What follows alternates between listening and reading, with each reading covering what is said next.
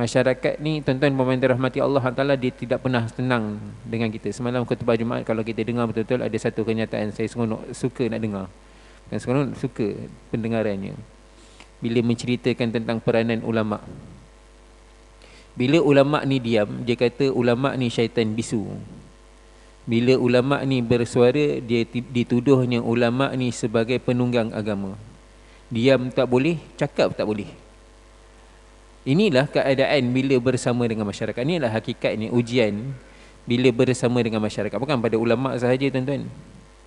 Bahkan kita orang awam pun, yang mana bila bersama dengan orang yang sekeliling kita ni dan orang yang di sekeliling kita ni tuan-tuan, dia tidak akan dapat memuaskan hati dia. Tak dapat nak memuaskan hati kita. Kita ajakkan masyarakat ni tuan-tuan, kita ajak masyarakat kepada perintah Allah, kepada sunnah Nabi SAW. Ajak kepada menyempurnakan perintah Allah. Keadaan-keadaan yang macam ini tuan-tuan, pada zahirnya tuan-tuan, pada zahirnya masyarakat yang jauh daripada perintah Allah jadi berat, dia susah, jadi liar, dia tak suka. Dan walau bagaimanapun keadaan inilah yang kita hadapi. Siang hari dicemooh, siang hari dihina, kan? Cakap salah, tak cakap pun salah. Diam bukan maknanya dia berdiam. Kadang-kadang dia diam kerana apa tuan-tuan puan-puan dirahmati Allah Subhanahu wa taala, sedang mencari bukti, mencari dalil. Ulama-ulama tuan-tuan puan-puan dirahmati Allah Subhanahu wa taala, kalau perkara itu jelas salahnya tuan-tuan, maka mereka tidak akan terburu-buru meletakkan sesuatu kenyataan, melainkan mereka telitikan dulu. Assalamualaikum warahmatullahi wabarakatuh. Alhamdulillah. Alhamdulillah nahmaduhu wa nasta'inuhu wa nastaghfiruh wa nu'minu bihi wa natawakkalu alayhi wa na'udzu billahi min syururi anfusina wa min sayyiati a'malina.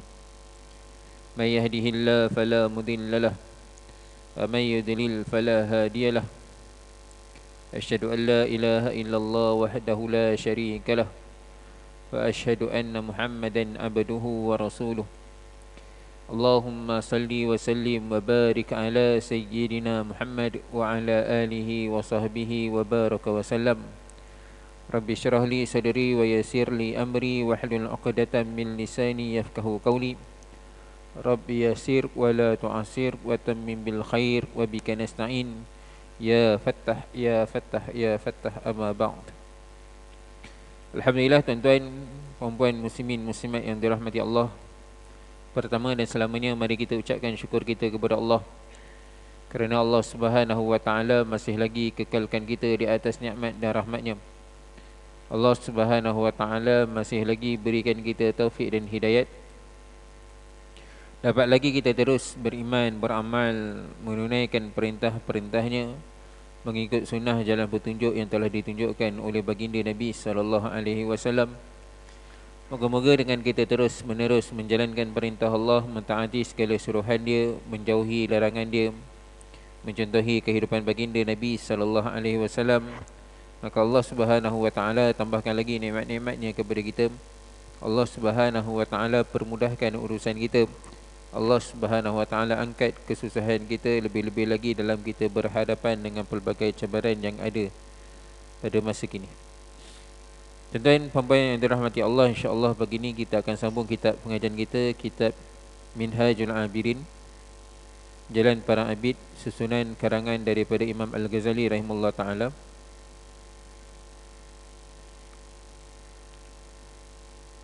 Masih lagi kita membincangkan bab penghalang, akabah penghalang yang kedua, iaitu makhluk ataupun manusia-manusia yang jahat. Sebelum ni tuan-tuan puan-puan yang dirahmati Allah Subhanahu wa taala, daripada apa yang disebutkan daripada kenyataan Imam Al-Ghazali rahimahullah taala, seolah-olah beliau menyarankan untuk beruzlah. Lalu uzlah yakni mengasingkan diri, menyendiri dalam beramal. Dan beliau membawakan kisah-kisah ahlullah orang-orang yang salafus salih, orang-orang salih, yang mana mereka menyendiri dalam keadaan beramal. Namun begitu, beliau telah menjelaskan lebih lagi terperinci keadaan itu bagaimana yang beruzlah sepatutnya, sehinggalah sampai kepada kenyataan beliau menyatakan ada dua keadaan bila berdepan dengan penghalang aqabah, halangan dengan makhluk ini. Tuan-tuan muslimin yang dirahmati Allah, ada dua keadaan. Satu, yang mana orang yang tidak diharapkan ilmunya, jasanya kehadap masyarakat. Kedua, orang yang diharapkan ilmunya, jasanya kepada masyarakat. Orang yang mana tidak diharapkan ilmu ataupun jasanya kepada masyarakat ni, tuan-tuan puan-puan yang dirahmati Allah Subhanahu wa taala, maka saranan daripada Imam Al-Ghazali rahimahullah taala ialah dia bersama-sama dengan jamaah pada urusan-urusan yang fardu untuk berjemaah. Dia bersama-sama dengan jemaah untuk urusan-urusan fardu yang jemaah. Ada tiga keadaan, tiga situasi. Dan seperti mana kita dah jelaskan sebelum ni, tuan-tuan, antara tiga-tiga situasi itu yang terbaik adalah dia bersama dengan jemaah. Kalau tidak, dia pergi mencari tempat yang asing, yang mana tidak mewajibkan dia berjemaah. Keadaan ini, tuan-tuan puan-puan yang dirahmati Allah, keadaan kalau kita mencari tempat yang asing yang tidak mewajibkan kita berjemaah, sebenarnya tidak baik untuk kita. Untuk kita yang lemah, kita hakikatnya kita ni lemah. Kalau kita mengasingkan diri, menyendiri tempat-tempat yang mana kita nak mengelakkan langsung daripada berjemaah ni, tuan-tuan, bukan kita dapat kebaikan, tapi hakikatnya, tuan-tuan puan-puan yang dirahmati Allah Subhanahu wa taala, kita lebih terjauh daripada perintah Allah, kita lagi terjauh daripada beriman, beramal. Satu keadaan orang yang mengasingkan diri pada tempat yang tidak mewajibkan jemaah ni, sama ada dia pergi di pendalaman yang mana tidak ada orang langsung. Maka keadaan yang sebegini, tuan-tuan puan-puan yang dirahmati Allah Subhanahu wa taala, bukan kebaikan yang lebih dia akan dapat, tapi sebenarnya dia akan secara tak langsung, sikit demi sikit akan merosakkan diri dia kalau keimanannya, amal dia tidak sempurna. Satu. Kedua, sama ada dia mengasingkan diri tempat yang mana tidak mewajibkan dia jemaah, dia pergi tempat tinggal orang-orang kafir. Kebanyakannya orang kafir, memang tak ada jemaah kat situ, tak ada orang Islam. Maka tempat yang sebegini, tuan-tuan puan-puan yang dirahmati Allah Subhanahu wa taala, pun boleh merosakkan keimanan dia, boleh merosakkan amal dia. Nak cari tempat yang tinggal orang kafir, maknanya dia tak wajib berjemaah, tapi dia tetap boleh merosakkan keimanannya. Bahkan, tuan-tuan puan-puan yang dirahmati Allah Subhanahu wa taala, dikuatiri dengan sebab kekufuran yang ada di sekelilingnya, maka dia terkena tempias azab daripada Allah Subhanahu wa taala. Nauzubillah min zalik. Sebabkan ada orang sekelilingnya orang kafir, maka dikuatiri dia terkena tempias azab daripada Allah Subhanahu wa taala.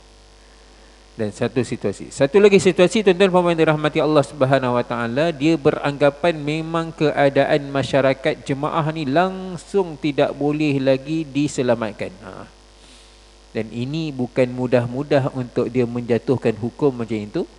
Dia jatuhkan hukum yang sebegitu, tuan-tuan puan-puan yang dirahmati Allah, hanya orang yang betul-betul faham, orang yang betul-betul alim dengan keadaan. Jadi orang yang betul-betul alim ni pun, tuan-tuan puan-puan yang dirahmati Allah, orang yang betul-betul faham, yang ahli dalam keadaan yang sebegini, tuan-tuan puan-puan yang dirahmati Allah SWT, ulama. Maka ulama pun dia masih lagi perlu duduk bersama dengan masyarakat, masih lagi perlu untuk duduk dengan masyarakat. Jadi kita yang tidak ada seberapa ilmu, kita yang mana tidak seberapa amal, maka tuan-tuan puan-puan yang dirahmati Allah Subhanahu wa taala, dalam urusan-urusan perkara-perkara yang difardukan untuk berjemaah, diwajibkan untuk berjemaah, maka kita bersama dengan jemaah, bersama dengan masyarakat. Selain daripada itu, tuan-tuan puan-puan yang dirahmati Allah SWT, kita habiskan keperluan kita dan kita habiskan amal infradi kita lebih, amal-amal bersendirian kita lebih, habiskan zikir kita. Dengan keadaan yang macam ini, tuan-tuan pemain dirahmati Allah Subhanahu Wa Taala, dengan harapan Allah Subhanahu Wa Taala pelihara iman dan amal kita. Harapan Allah Subhanahu Wa Taala pelihara iman dan amal kita. Walau bagaimanapun tuan-tuan pemain dirahmati Allah Subhanahu Wa Taala, perlu diingati.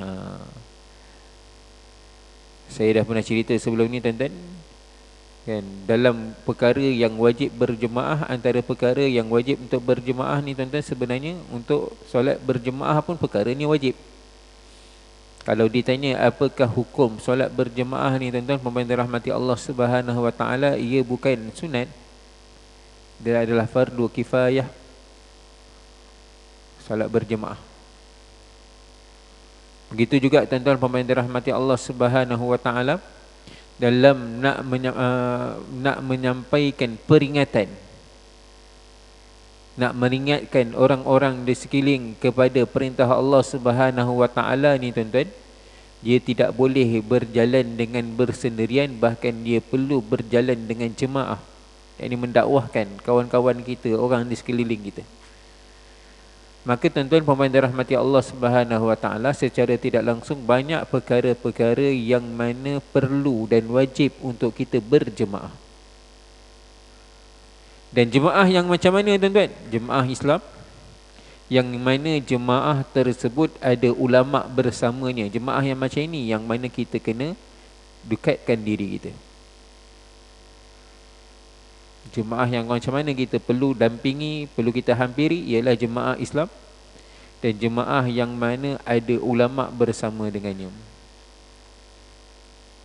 Dalam hadis Nabi SAW ada disebutkan yang mana orang Islam, syaitan akan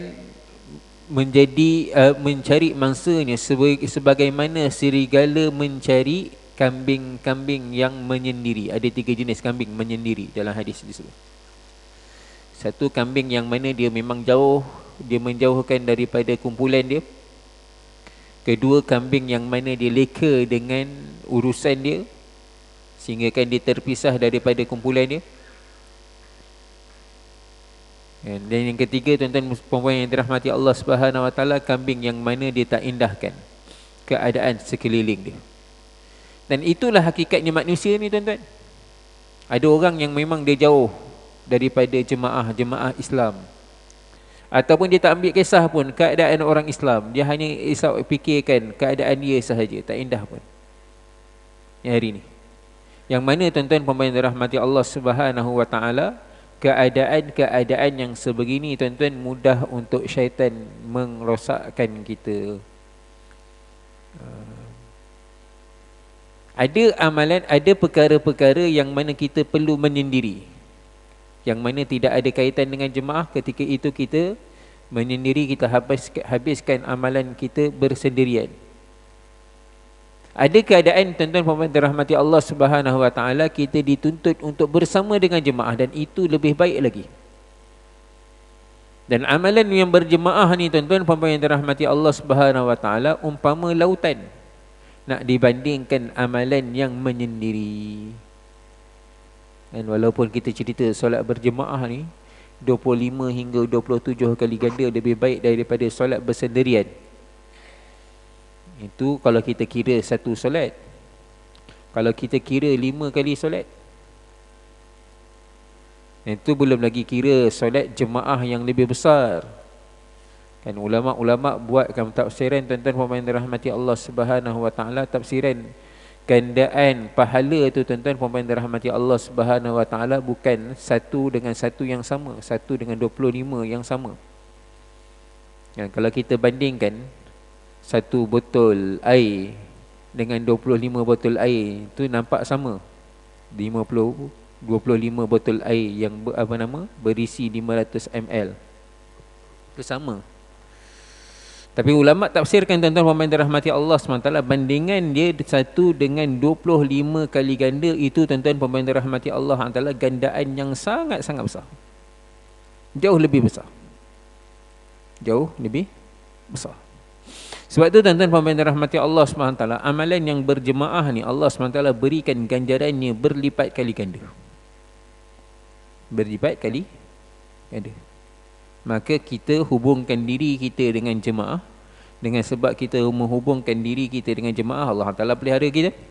Dan kemudian urusan-urusan yang tidak mewajibkan kita berjemaah, maka kita mengelakkan diri daripada duduk membuang masa kita, bahkan membuang masa kita, bahkan kita sibukkan dengan amalan-amalan, kita habiskan dengan amalan-amalan sendiri kita, zikir, Al-Quran, doa, solat. Ini keadaan tuan-tuan pemain dirahmati Allah Ta'ala, orang yang tidak diharapkan ilmu ataupun jasanya kepada masyarakat. Manakala orang yang diharapkan ilmunya dan juga jasanya kepada masyarakat, maka tak dapat tidak dia perlu bersama dengan masyarakat. Dan dia kena banyak bersabar dengan masyarakat. Dia kena mengelakkan diri dia daripada terkesan dengan masyarakat. Elakkan diri dia daripada terkesan dengan masyarakat, dan dia kena banyak bersabar dengan karenah-karenah masyarakat.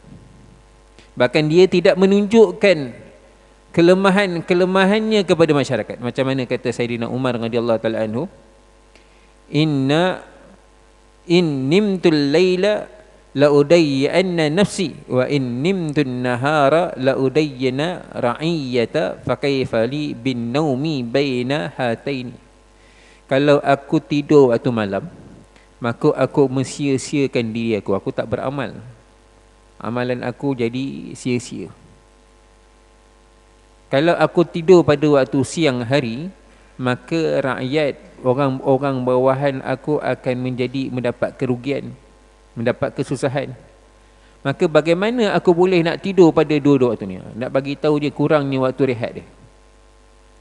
Tapi beliau tidak menceritakan kelemahan situasi ini kepada masyarakat. Bahkan beliau bersabar dengan masyarakat, melayan karenah-karenah. Kalau kita dengar kisah-kisah Sayyidina Umar radhiyallahu taala anhu ni tuan-tuan, tak mampu kita nak buat. Satu ketika ada Sayyidina Umar radhiyallahu taala, kebiasaan Sayyidina Umar radhiyallahu taala anhu ni tuan-tuan, beliau jalan waktu malam. Beliau suka jalan pusing, ronda. Dia tengok sendiri masyarakat bawahan dia itu bagaimana. Beliau lihat sendiri bagaimana masyarakat bawahan beliau. Ada beberapa kisah, banyak kisah. Salah satu kisah tuan-tuan pemain dirahmati Allah Subhanahu Wa Taala, dia sampai satu rumah, dia tengok satu sana orang yang duduk di pinggir-pinggir Madinah ni tuan-tuan. Mereka ni ada bukan rumah, mereka duduk dalam khemah. Khemah bukan rumah, khemah. Bahkan rumah-rumah orang Arab dulu tuan-tuan tak besar mana pun. Kalau mereka yang ada rumah pun, rumah mereka ni ala kadar, tak besar mana pun. Melainkan adalah orang-orang yang terlalu kaya tu rumah mereka ni besar.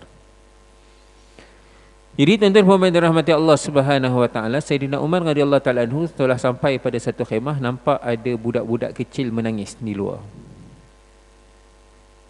Di depan sedikit ada nampak satu orang lelaki sedang menjerang, memanaskan air. Maka Sayyidina Umar radhiyallahu taala tanya pada lelaki tersebut, kenapa? Apa masalah ni, budak-budak ni menangis? Maka lelaki ni kata, budak-budak ni menangis sebab dia kelaparan. Lapar. Dan aku sedang memanaskan air ni, tak ada apa-apa pun dalam tu, air tu kosong je. Kosong, tak ada apa-apa dalam tu. Air kosong. Hanya sebagai nak menunjukkan seolah-olah sedang memasakkan makanan. Tak ada apa-apa. Supaya meredakan kanak-kanak tersebut. Itu pun tak dapat diredakan. Maka Sayyidina Umar radhiyallahu taala anhu terus bergegas balik dan terus pergi ke Baitul Mal dan minta supaya khadim beliau sama membantu beliau mengumpulkan barang-barang keperluan di dalam Baitul Mal. Dan bila dah cukup dikumpulkan, beliau sendiri mengangkat barang bantuan itu di belakang badan beliau. Khadim beliau kata, ya wahai Amirul Mukminin, biarlah saya sendiri yang angkat. Wahai Amirul Mukminin, biar saya sendiri yang angkat. Apa jawab Sayyidina Umar radhiyallahu taala anhu? Kamu nak tanggung ke dosa aku? Kamu nak tanggung ke dosa aku? Ni rakyat aku dalam susah sekarang ni. Aku duduk, aku tengok, tapi aku biarkan. Kamu nak tanggung ke dosa aku? Biar aku sendiri yang angkat. Ni Sayyidina Umar. Sayyidina Umar radhiyallahu ta'ala anhu, beliau sendiri yang angkat, beliau sendiri yang bawa, dan beliau sendiri yang masakkan makanan tersebut. Masya Allah. Ini Sayyidina Umar. Jadi tuan-tuan pemain dirahmati Allah Subhanahu wa taala, yang perkara yang sebegini tuan-tuan pemain dirahmati Allah Subhanahu wa taala, yang mana beliau langsung tidak akan menunjukkan kelemahan kepada masyarakat bawahan dia, kepada orang-orang yang menumulukan kepada beliau. Dan inilah yang diharapkan kepada orang-orang yang diharapkan ilmunya dan diharapkan jasanya kepada masyarakat.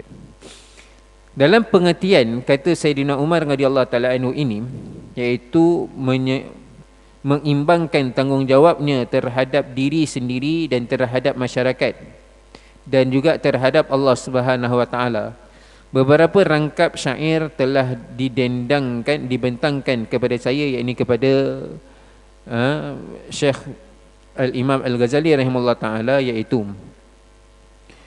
kiranya kamu ingin mendapat petunjuk Tuhan daripada sejarah para imam pilihan, perteguhkanlah dirimu untuk menghadapi tekanan-tekanan kesusahan yang menujumu dengan jiwa yang tenang ketika menghadapi setiap kebencian, dan dengan hati yang sabar tanpa membuat cacian. Dia bersemadi di dalam dada berbagai benteng penahanan. Dia lidahnya tersimpan tidak membacakan rahsia. Matamu dikekangkan daripada melihat yang sia-sia. Rahsiamu bersembunyi tidak tersiar. Hanya di sisi Tuhan sahaja ia tersebar. Sebutan kemuliaanmu tersembunyi. Pintumu tertutup untuk bersunyi. Mulutmu tersenyum lebar. Perutmu kosong menderita lapar. Hatimu luka terkena kelar. Pasarmu tidak laku, tiada pembeli. Kelebihanmu tertanam, tidak dikenali. Keaibanmu tersebar. Setiap hari kamu menelan tegukan duka cita sentiasa gusar, akibat dari pergolakan zaman dan teman-teman. Sedangkan hatimu patuh taat, penuh iman. Siang harimu sibuk berkhidmat, mengislahkan orang ramai tanpa mengungkit-ungkit. Malammu rindu kepada Tuhanmu, gaib dari pandangan. Ambillah peluang malam ini untuk hari depan. Ambillah dia sebagai jalan persiapan untuk menghadapi hari macam hari pembalasan. Sedikit sahaja pada hari itu orang mendapat jalan-jalan kelepasan. Bila siang hari, tuan-tuan puan-puan muslimin muslimat yang dirahmati Allah, hakikatnya bila bersama dengan masyarakat ni, masyarakat ni tuan-tuan puan-puan yang dirahmati Allah Taala, dia tidak pernah tenang dengan kita. Semalam khutbah Jumaat, kalau kita dengar betul-betul, ada satu kenyataan saya seronok, suka nak dengar. Dan seronok suka pendengarannya. Bila menceritakan tentang peranan ulama. Bila ulama ni diam, dia kata ulama ni syaitan bisu. Bila ulama ni bersuara, dia dituduhnya ulama ni sebagai penunggang agama. Diam tak boleh, cakap tak boleh. Inilah keadaan bila bersama dengan masyarakat. Inilah hakikatnya ujian bila bersama dengan masyarakat. Bukan pada ulama sahaja, tuan-tuan. Bahkan kita orang awam pun, yang mana bila bersama dengan orang yang sekeliling kita ni, dan orang yang di sekeliling kita ni, tuan-tuan, dia tidak akan dapat memuaskan hati dia. Tak dapat nak memuaskan hati kita. Kita ajakkan masyarakat ni, tuan-tuan, kita ajak masyarakat kepada perintah Allah, kepada sunnah Nabi SAW. Ajak kepada menyempurnakan perintah Allah. Keadaan-keadaan yang macam ni, tuan-tuan, pada zahirnya, tuan-tuan, pada zahirnya masyarakat yang jauh daripada perintah Allah jadi berat, dia susah, jadi liar, dia tak suka. Dan walau bagaimanapun keadaan inilah yang kita hadapi. siang hari dicemooh, siang hari dihina, kan? Cakap salah, tak cakap pun salah. Diam bukan maknanya dia berdiam. Kadang-kadang dia diam kerana apa? Tuan-tuan puan-puan dirahmati Allah Subhanahu wa taala, sedang mencari bukti, mencari dalil. Ulama-ulama tuan-tuan puan-puan dirahmati Allah Subhanahu wa taala, kalau perkara itu jelas salahnya tuan-tuan, maka mereka tidak akan terburu-buru meletakkan sesuatu kenyataan, melainkan mereka telitikan dulu. Kalau melihat perkara itu ada yang tidak benar, maka ulama-ulama ni tuan-tuan, peranan ulama, mereka bukan terburu-buru nak menyalahkan orang lain. Ini peranan ulama. Bukan tengok pelik sikit, nampak benci sikit, nampak benda ni salah sikit, terus nak salah itu. Bahkan mereka akan mencari bukti, mencari dalil, nak menjelaskan kepada masyarakat awam sebab apa tak boleh. Habis dianggapnya bagi masyarakat awam ni apa ni, lambat sangat nak buat keputusan. Gitu. Dan bila ulama berkata-kata pula tak mengikut apa yang cita rasa masyarakat awam, maka dituduhnya sebagai penunggang agama. Sedangkan apa yang dia sampaikan itu adalah perkara yang mana sepatutnya dia menyelamatkan dirinya, menyelamatkan diri dia untuk mengikut apa yang dikatakan oleh ulama. Tapi dituduh pula sebagai perkara-perkara yang tidak wajar kepada ulama. Ini hakikatnya yang berlaku. Tapi bagi orang yang mana dia ni kenal Allah, dia rasa cinta kepada Allah, dia rasa kasihankan diri dia, kasihankan kepada masyarakat ni tuan-tuan, dia akan menghadapi keadaan ini. Dan pada malam hari ini tuan-tuan puan-puan yang dirahmati Allah Subhanahu wa taala, dia akan menangis mengadu kepada Allah Subhanahu wa taala kerana kelemahan dirinya. Dan ini juga yang dilalui oleh baginda Nabi sallallahu alaihi wasallam. Nabi SAW bila sampaikan dakwah ke Taif, kan sebelum tu di Mekah lagi, orang Mekah tak nak terima dakwah baginda Nabi SAW kebanyakannya. Lalu baginda Nabi SAW pergi ke Taif dengan harapan orang Taif, orang Taif ni sebelum tu dikenali orang yang suka melayan tetamu. Maka Nabi SAW pergi ke Taif dengan harapan orang Taif menerima dakwah baginda Nabi SAW. Tapi sayangnya apa berlaku? Lemparan, kejian, hinaan telah dikenakan kepada baginda Nabi SAW. Nabi SAW telah dibaling batu sejauh 6 batu, 7 batu. Jauh, dekat 10 km. Dengan kanak-kanak dia. Berdarah-darah badan baginda Nabi SAW. Tapi baginda Nabi SAW tuan-tuan, bila mengadu pada Allah Subhanahu wa taala, tidak mengadukan tentang kejahatan orang Taif, tidak. Kalau Nabi SAW minta doa sahaja kepada Allah, ya Allah hancurkan Taif, hancurlah Taif. Tapi bukan itu yang didoakan oleh baginda Nabi SAW. Apa yang didoakan oleh baginda Nabi SAW?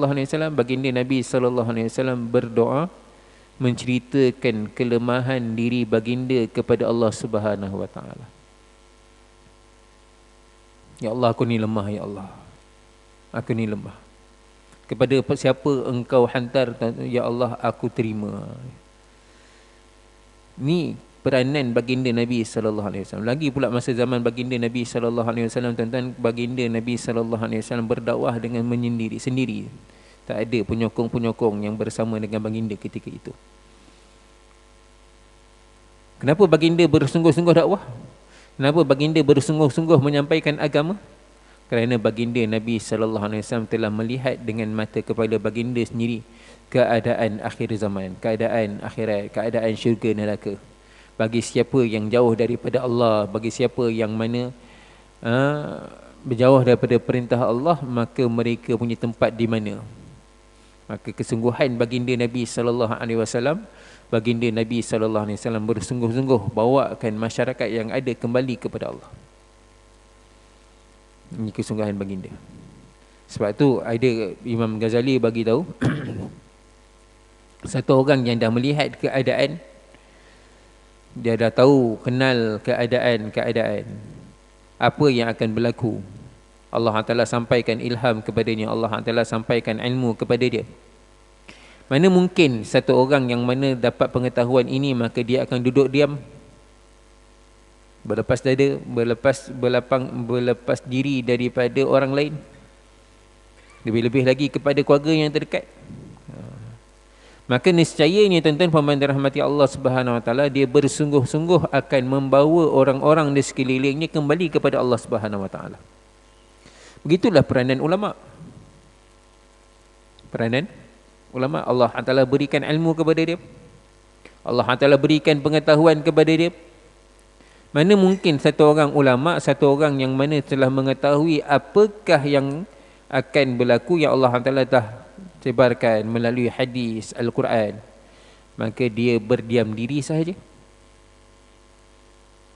Tapi tiba-tiba dituduhnya ulama-ulama ni tuan-tuan puan-puan dirahmati Allah Subhanahu Wa Taala dengan tuduhan-tuduhan yang tidak berasas.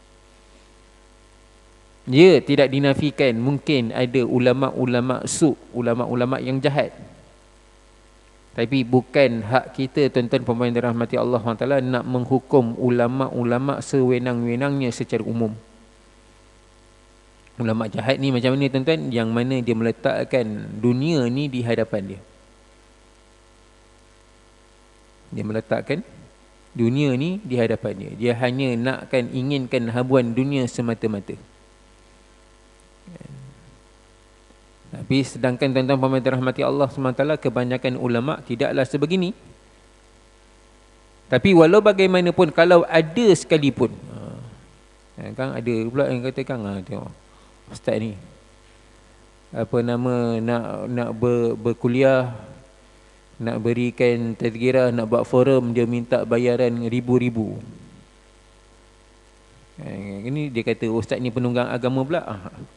Ustaz ni Maulana apa nama, ulama su' ni, dia nakkan bayaran mahal-mahal, 4,000, 2,000, apalah mahal sangat. Dia marah ustaz ni. Tuan-tuan puan-puan dirahmati Allah, bila sentuh bab ni suka untuk saya sentuhkan sikit, cerita sikit. Kadang-kadang ustaz-ustaz ni dia letakkan bayaran ni kerana apa? Kerana orang yang penganjur-penganjur ni tuan-tuan, penganjur-penganjur ni, bila dia menganjurkan program-program yang melekakan, program orang yang sama, penganjuran yang sama, dia menjemput artis, penyanyi, maka dia boleh bayar lebih. Dan artis bayaran ni tuan-tuan puan-puan dirahmati Allah Taala, satu lagu dalam berapa minit, 5-6 minit je tuan-tuan, tak lama pun.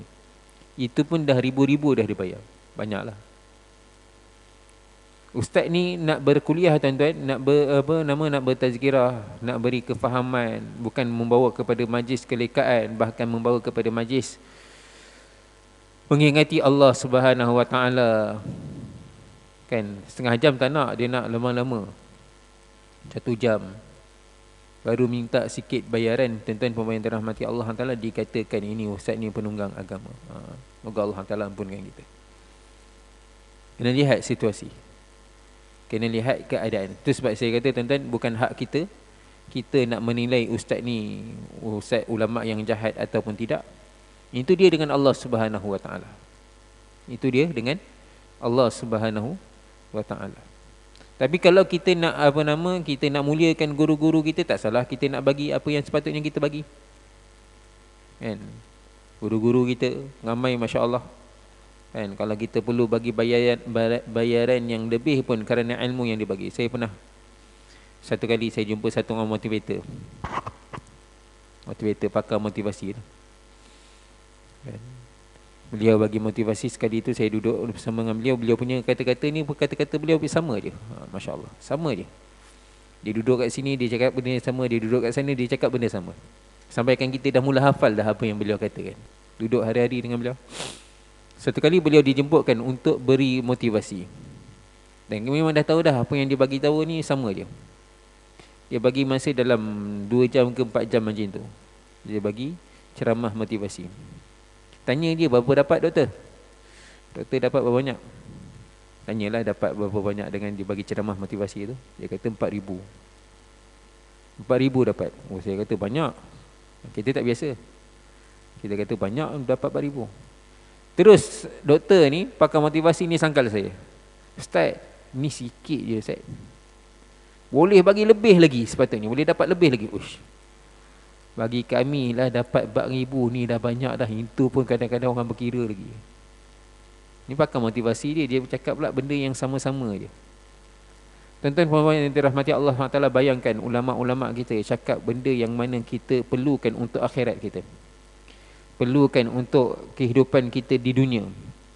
Tiba-tiba bila dikenakan bayaran sedikit, maka kita menilaikan ustaz-ustaz ni macam-macam. Walau bagaimanapun tuan-tuan puan-puan dirahmati Allah Subhanahu Wa Taala, kita akan nampak, lihat kebanyakan guru-guru kita, ulama'-ulama' kita, tuan-tuan puan-puan dirahmati Allah Subhanahu Wa Taala, mereka tidak mengungkit-ungkit dengan apa yang mereka dapat. Mereka tidak menunjukkan kelemahan dengan apa kekurangan yang mereka perolehi. Orang tak buat, orang tak layan mereka, kan, mereka sabar. Dan inilah peranan yang perlu ada. Kalau ulama'-ulama' ni tunjuk sahaja kelemahan-kelemahan yang sebegini, kalau orang tak bayar tak datang, kalau orang tak terima buat tak tahu, maka tuan-tuan puan-puan dirahmati Allah Subhanahu Wa Taala, apa yang terzahir, apa yang berlaku, orang makin jauh daripada agama, orang makin jauh daripada sunnah Nabi sallallahu alaihi wasallam. Ini satu peranan ulama', satu peranan masyarakat kepada ulama'.